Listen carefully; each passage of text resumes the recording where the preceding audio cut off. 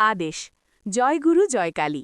কেতুর 12টি ঘরে অবস্থানের সাধারণ প্রভাব আলোচনা করা হল। প্রথম ঘর লগ্ন, স্বাস্থ্য সমস্যা, অস্থিরতা এবং আধ্যাত্মিকতার প্রতি আগ্রহ।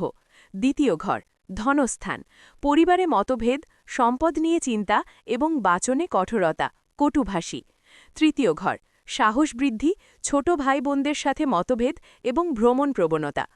চতুর্থ ঘর সুখের অভাব, মায়ের স্বাস্থ্যের চিন্তা কিন্তু আধ্যাত্মিক উন্নতি।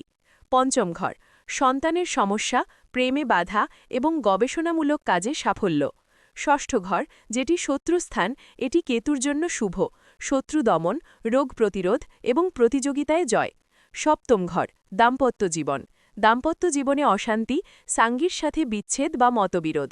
অষ্টম ঘর দীর্ঘায়ু, গোপনীয়তা এবং অপ্রত্যাশিত ঘটনা। নবম ঘর ভাগ্য ও ধর্মের প্রতি আগ্রহ কিন্তু বাবার সাথে মতবিরোধ। দশম ঘর কর্মস্থান, কর্মজীবনে অস্থিরতা কিন্তু আধ্যাত্মিক বা রহস্যময় পেশায় সাফল্য। একাদশ ঘর আয়স্থান, লাভের অসামঞ্জস্য, অশুভ ক্ষেত্রে অর্থব্যয়। দ্বাদশ ঘর ব্যয়স্থান, বিদেশ যাত্রা, আধ্যাত্মিক উন্নতি, মোক্ষ এবং ব্যয় বৃদ্ধি।